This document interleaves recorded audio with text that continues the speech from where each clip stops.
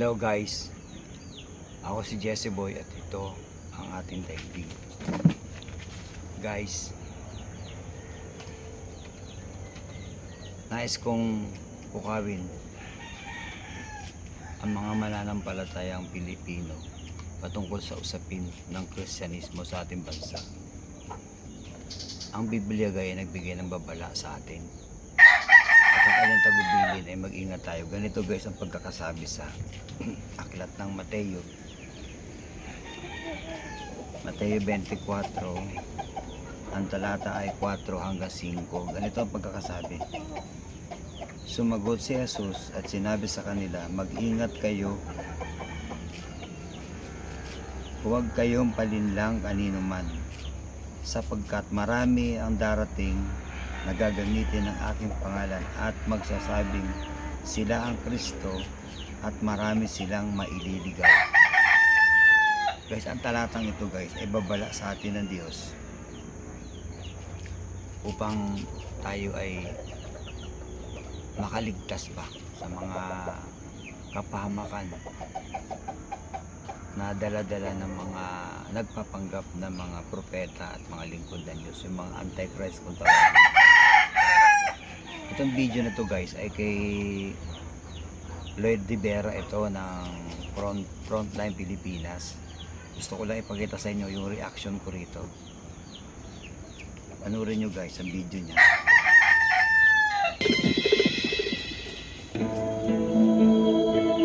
Ako po ay hindi nag-asawa. Ngayon inaakusahan ako ng napakaraming babae. Ito po ang kasalanan ko. Pinayaman ako ng Panginoon Diyos. Akala nila sa akin, single ako, kaya pinag-aagawan ako. Ang nakalimutan yata ni Pastor, kahit sino pa ang tatay mo, kahit kaninong anak ka pa, sa Pilipinas, ang nakaupo sa Malacanang, 6 years lamang. At alam naman ang kasabihan, weather lang yan.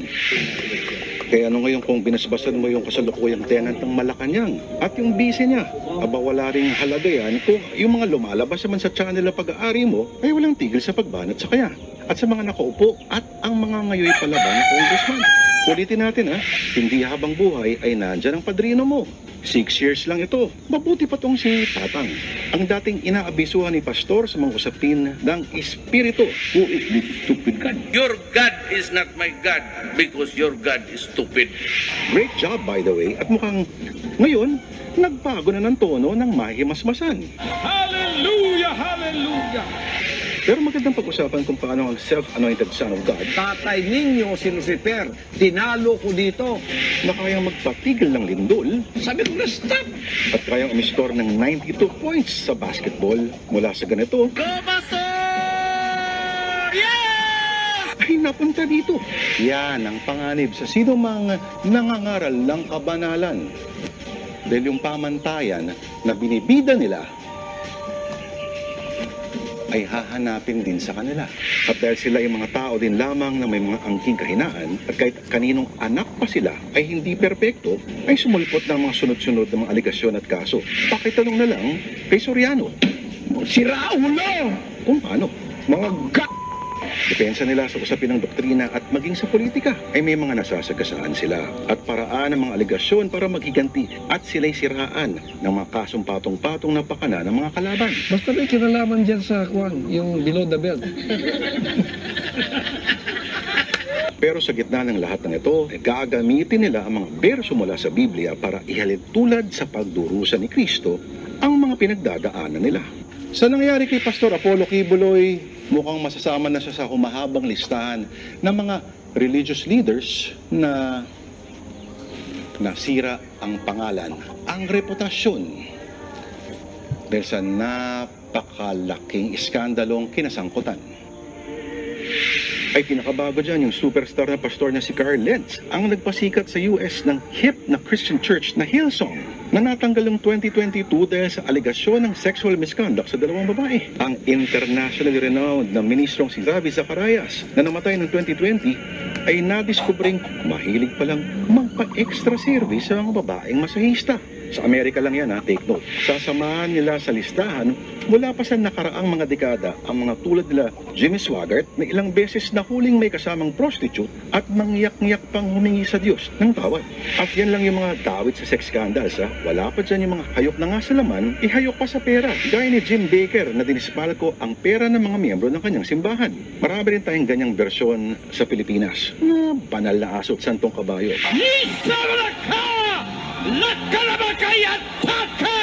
Hindi si Kibuloy ang unang pastor na nagdeklara na siya raw ay anak ng Diyos. Mga siraulong pastor! O ang bagong sugo o ikalawang Mesiyas mula kay Jim Jones sa reinkarnasyon daw ni Jesus at Vladimir Lenin na noong 1978 ay inutusan ng daang-daang miyembro ng kanyang kulto na magpakamatay bago binaril ang sarili ng shotgun hanggang kay David Koresh ng kulto sa Waco, Texas hanggang kay Shoko Asahara na ang grupo ay naghasik ng poison gas sa subway ng Tokyo. Isa rin dyan ang tanyag na South Korean evangelist at negosyanteng si Reverend Sun Myung Moon na sinabing nakiusap daw sa kanya at nagpakita si Hesukristo na ipagpatuloy ang misyon nito sa mundo. At ang tinatag ng Unification Church ay namayagpag sa ilang bansa noong dekada 80 at ang impluensya ay umabot hanggang sa pinakamataas antas ng US government. Kung si Kibuloy ay may TV station, si Moon naman ay may dyaryo, ang Washington Times, na buhay pa rin hanggang ngayon. At gaya din ni Kibuloy, si Moon ay isang konserbatibo na matinding kontra-komunista. Pero noong 1982 ay nakasuhan si Moon ng US government ng tax evasion at nakulong at ang makalaya after 13 months ay dineklara ang sarili na Mesaya ang tutubos sa sangkatauhan. Pag hindi kayo dumaan sa akin, hindi kayo pumunta ng langit. kaya sakaling mahuli man si Pastor Kibuloy at makulong, alalahanin niya na lang ang pagpapahirap kay Kristo ng mga Pariseo at Romano at hamunin ang mga umaaresto, FBI man o mga attack dogs ng Kongreso. Basketball na lang tayo.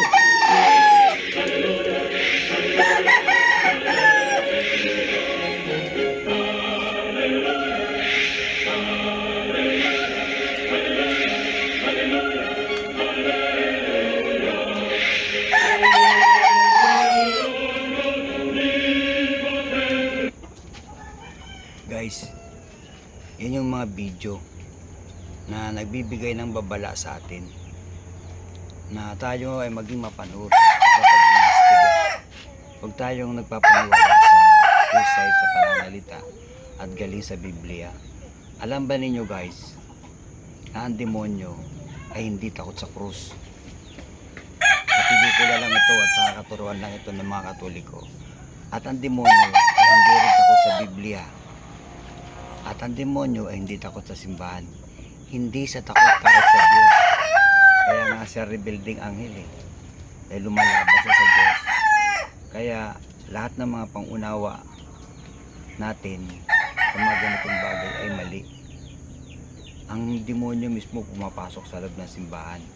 Kung inyong nabasa sa mga Biblia, sa mga talata nito sa lumang tipan at sa bagong tipan, ang Diyos ay nakipagtipan kay Satanas. At si Satanas mismo, kausap niya ang Diyos sa kwento ni Job. Sa bagong tipan naman, sa Book of Mateo 4, ang Diyos, ang Panginoong Yesus at ang demonyo ay nagkaroon ng pagdidebate patungkol sa Biblia. Si Satanas guy ay dalubhasa sa Biblia. Isa siyang scholar ng Biblia. Kabisado niya ang lahat ng talata at mga numero nito. Ultimong quit nito at mga tuldok ay memoryado ng Diablo. Kaya guys, wala tayong ibibida sa kanya. Panginoon din sa gayat, Diyos din siya. Isa rin sa makapangyarihan. May tagubilin ang Panginoon sa atin na mag-iingat tayo at huwag malinlang ng kahit sino man. Ito ang kanyang tagubilin guys. Kaya tayo guys, ng mga nananampalatayang Kristiyan na mapagsiyasa tayo at huwag imbestiga. Kung may mga ganitong gawain, ang church na sinasamba natin o dinadalawa natin, umalis tayo. Maghanap tayo ng tama para makaligtas tayo sa tiyak na kaparusahan. Ito ang babala sa ating gay ng Diyos. At ang babala guys ay hindi lamang nakikita o naririnig kay pastor o sa simbahan. Ang babala ng Diyos ay nakikita sa kahit saan. Sa mga kanta, Huwag lamang sa Christian song, pati sa worldly song. Mali yung ating pananaw na, ay hindi yan kasi ano yan eh. Worldly song yan, huwag natin kantayin yan. Hindi guys. Yung pastor na nagturo sa inyo nung sampalin nyo. Walang alam ito. Anak ito ng demonyo. Ang mensahe ng Diyos ay ibinigay sa lahat. Tingnan nyo ang kanta, banal na aso, santong kabayo. Natatawa ako, hi. Babala yan ng Diyos. Inutusan niya si Yano na ibuka ang kanyang bibig at ikantahin ito upang maging babala sa atin. Yung lagim guys ng kanta ni Shackle, sinabi ko sa pastor, na 2 pastor na kaibigan ko, pastor, ang kantang ito ay propesiya. Ang sabi sa akin ng pastor na to, wala yan Brad, trip na yan ng mga adik. Ganyan talaga. Naganap. Yung kantang lagim guys ay naganap. 1990 yan, kinanta ni Shackle. Pero, nangyari, 2019. Nung nakopo si Duterte. Tingnan nyo mabuti yung detalye ng kanta. Yung lyrics ng kanta. At detalyadong naganap ang sinabi ng kanta. Marami silang naimbento. Sobrang talino. Naging salot. Dala ay Biblia, akala mo'y santo, sa likod ng maskara, isa palang diablo. Mga nakamaskara ang tao nung panahon yun. Kaya guys, dapat tayo, wag lamang kay pastor tayo nakikinig. Pakinggan din natin yung side ng mga worldly kung tawagin nila. Dahil ang mensahe guys, wala na sa langit eh. Nanggaling sa langit, ibinaba na sa daigdig. Kaya ang mensahe ay makikita na sa buong paligid. Kamukha nito, nagbigay ng babala si Lord Dibira sa atin para malaman natin ang katotohanan at kilatisin at siya sa atin yung mga nagpapanggap na mga lingkod ng Diyos. Pero sabi ng Panginoon ay mga kampo ng demonyo, huwag kayong palinlang ng kahit sino dahil ililigaw nila ang marami. Kaya sana sa video ito, na-reaction video ko, meron kayong natutunan sa lahat. Manatili tayong nakatayo sa presensya ng Diyos at ipagpatuloy ang pananampalataya sa Kanya sa tamang pagsunod. Kung alam natin na mali yung ating dinadalawang simbahan, malis na agad tayo habang maaga pa. Magandang araw sa inyo guys. Ako, si Jesse Boy at ito ang ating daigdig.